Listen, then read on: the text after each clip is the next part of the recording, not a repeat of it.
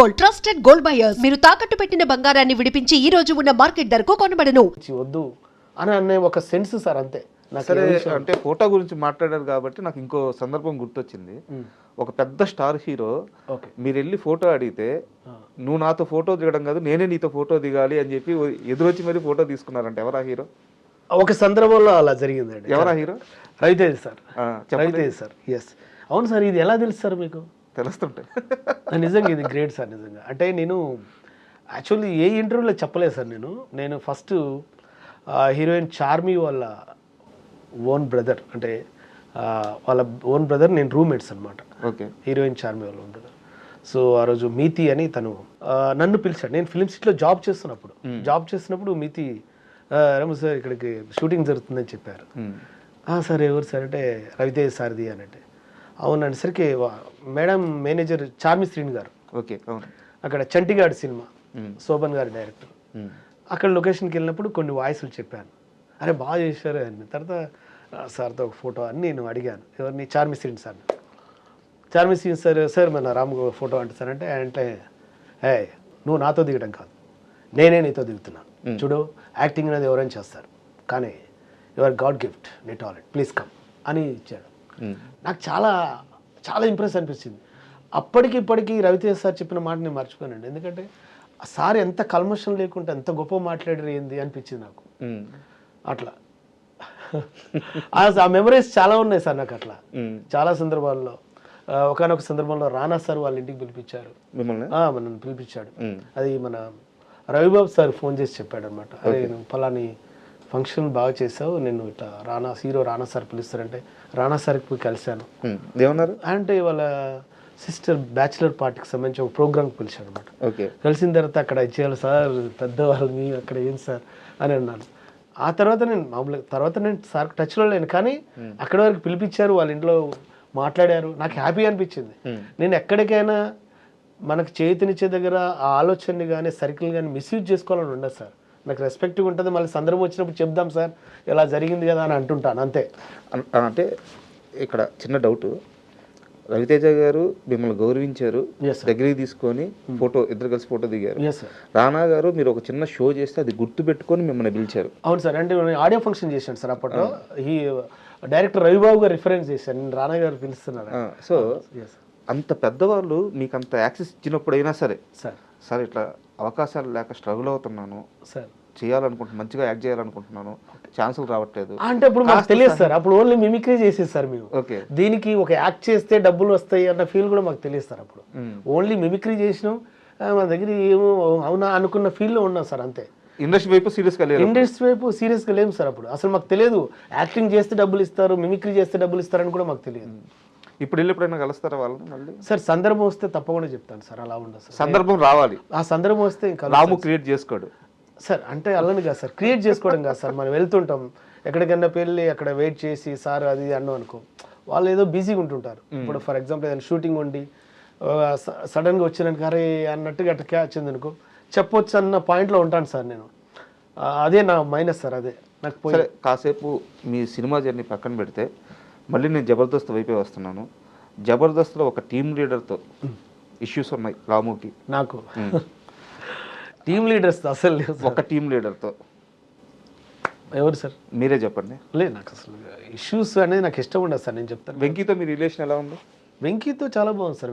వెంకీతో అసలు first starting నేను, rocket Raghu గారు, వెంకీ చాలా మంచి స్కిట్లు చేసాం, చాలా బాగా చేసాం.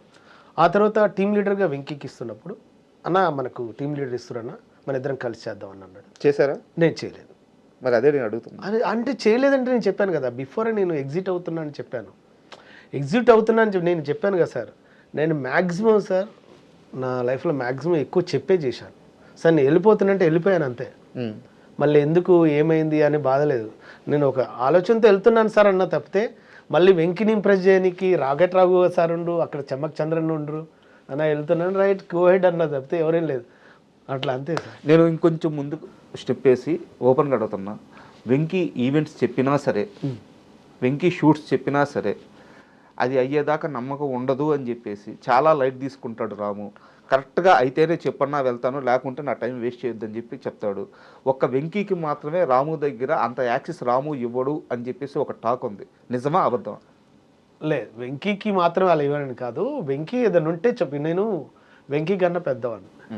నన్ను వెంకీ రామన్న అంటుంటాడు. నేనేమంటా అంటే, ఇప్పుడు నాకు కన్నా చిన్నవాళ్ళే కావచ్చు, టాలెంట్ అయినా కాదు, ఏ విషయంలో కదా మనం రెస్పెక్ట్ ఇస్తున్నప్పుడు మనం కూడా ఎదుటి వాళ్ళ టైం వేస్ట్ చేయొద్దు అనేది ఉందంటే చెప్పి వెంకీ చేద్దాం, లేదంటే ఒక ఎగ్జిట్, అంతే కామన్. నువ్వు ఒకవేళ ఇవ్వకున్నా సరే ఎందుకు ఇవ్వట్లేదు ఏంటి అనే పాయింట్ నాకు రైజ్ చేయడం ఇష్టం ఉండదు. కానీ ఏదైనా సందర్భం వచ్చి స్టక్కున మళ్ళీ ఎప్పుడైనా కలిసినప్పుడు అన్నావు లాస్ట్ టైం కూడా అలా అన్నావు ఏమైంది అని మాత్రం రైజ్ చేస్తా. ఆ సందర్భం వస్తే తప్పితే నిన్న ఇది చేసినావు మళ్ళీ అనను. ఎందుకంటే వాళ్ళకి పరిస్థితి ఏమైందో, తర్వాత ఏం చేంజెస్ అయినాయో, ఏ ప్రాబ్లం వచ్చిందో థ్యాంక్ యూ అని అంటాను. ఏంటి అంతే, మనకు ఇంకేం లేదు. ఓకే, ఇప్పుడు జబర్దస్త్ చూస్తున్నారా?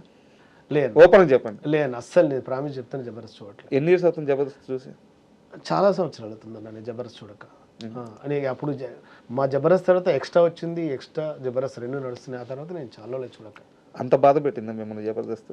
బాధ పెట్టింది అన్నది కాదన్న, ఇప్పుడు ఆ ప్రోగ్రామే. ఇప్పుడు మామూలుగా ప్రోగ్రామ్ చూసేవాళ్ళు ఎవరైనా సరే రిలాక్స్ కోసం చూస్తుంటారు, ఇది చేస్తుంటారు. మేము అక్కడ చేసాము, బయటకు వచ్చిన తర్వాత ఇవి వెంటాడుతుంటాయి మనల్ని. ఒరే నువ్వు ఆ ప్రోగ్రామ్ వదిలేసుకొని వచ్చినావు, బయట ఏం చేస్తున్నావు, ఏం చేయాలనుకుంటున్నావు, ఏం చేయబోతున్నావు అని ఇవి వెంటాడుతుంటాయి. కాబట్టి దాని మీద ఫోకస్ చేయాలన్న థాట్ కన్నా మనం ఎటు వెళ్ళాలి, ఏంటి నెక్స్ట్ ఏంటి అన్న ఆలోచన ఎక్కువ ఉంటుంది. అంతే. జబర్దస్త్ ఏదో ఎప్పుడైనా సందర్భం వచ్చి మళ్ళీ మొన్న రిపీటెడ్గా వస్తున్నాయి. ఇప్పుడు అవును, మన రాకెట్ రావు సార్తో చేసినవి, చంద్రన్నతో చేసిన స్కిట్లు వస్తున్నప్పుడు అరే మనం ఇప్పుడు చేసినాం కదా అని అప్పుడు చూస్తున్నాండి. అట్లా ఏది యూట్యూబ్లో. అవును, మళ్ళీ కొత్తగా అప్లోడ్ చేస్తాను అలా అప్పుడు చూస్తున్నాను. అంతే. టీవీలో అయితే మాత్రం చాలా సంవత్సరాలు అవుతుంది చూడక. అండ్ రాము అనే వ్యక్తిని ఇంటర్వ్యూకి పిలిచి నేను కానీ కేఏ పాల్ వాయిస్ మిమిక్రీ చేయించకపోతే మా ఆడియన్స్ నన్ను క్షమించరు. సార్ అదే నేను చేస్తాను తప్పకుండా. కాకపోతే ఇక్కడ ఎలా ఉంటుందండి సార్, కేఏ పాల్ వాయిస్ నేను చేస్తున్నప్పుడు మీరు అడగండి, మీరు ఏదైనా అడగండి, అసలు మీరు ఏం అడుగుతారో ఏం అడగబోతున్నారో నాకు తెలియదు. కానీ నాకు తెలిసిన వర్షం నేను సమాధానం చెప్పాను. కేఏ పాల్ గారు ఎలా ఉన్నారండి? చాలా బాగున్నానండి, మీరు కూడా బాగున్నారు అనుకుంటా. బాగున్నాను. చూసారా ఎంత స్మైల్ ఇస్తున్నారో? ఎప్పుడు అలానే ఉండాలి. ఎంత సంపాదించుకోవడం కాదో, ఎంత ఆనందంగా ఉన్నాం అనేది ఇంపార్టెంట్. ఓకే, అంతే. అంటే ఈ మధ్య కనిపించలేదు, మీరు చాలా బిజీ అయిపోయినట్టున్నారు. చూడండి, ప్రతి ఒక్కరు అదే క్వశ్చన్ వేస్తున్నారు. కనిపించట్లేదు అంటే మీకు కనిపించడం కోసం తిరగాల చెప్పండి. నా పనుల్లో నేను కనిపిస్తున్నాను, నా దారిలో నేను వెళ్తున్నాను, మీరు చూడట్లేదని నేను అడిగానా? అడగలేదు కదా, అదనమాట. అవును, అప్పట్లో మీకు ఆర్జీవి గారికి గొడవలైనవి కదా, అన్నీ సర్దుమరిగిన గొడవల్ని మీరు మళ్ళీ లేపేలా ఉన్నారు. ఆల్రెడీ ఎప్పుడో సర్దుమణిగాయి గొడవలు, మళ్ళీ ఎందుకండి లేపటం చెప్పండి. ఆ రోజు ఆ పరిస్థితుల్లో అలాంటి ప్రశ్నలు వేయాలనిపించింది, వేసాం. వారు సమాధానం చెప్పారు. ఇంకా అంతే. జీవితం అంటేనే పోరాటం. ఈ పోరాటంలో మనకు అవసరమైన చోట ప్రశ్నించాలి, అవసరం లేని చోట కామ్గా ఉండాలి, అంతే. మరి మీ బ్లెస్సింగ్స్ ఉంటాయి ఆర్జీవికి? ఏమండి, బ్లెస్సింగ్స్ ఉంటాయా అని మీరు అడగకూడదు. అవసరం వచ్చినప్పుడు నేను ఇస్తాను కదా. అడిగితే బ్లెస్సింగ్స్ ఇస్తే దానికి అందం. అడగనప్పుడు బ్లెస్సింగ్స్ ఇవ్వటం ఏంటండి? నాకు అర్థం కాదు. మిమ్మల్ని నేను ఇప్పుడు డబ్బులు అడగలేదు, ఇస్తారా నాకు 1,00,000 రూపాయలు? అదనమాట. సూపర్. Thank you. అండ్ మీరు ఈ క్యారెక్టర్ చేసిన తర్వాత ఎప్పుడైనా కేఏ పాల్ గారు కానీ వాళ్ళ మనుషులు కానీ మీకు టచ్లోకి వచ్చి రాము ఏంది ఇలా చేసే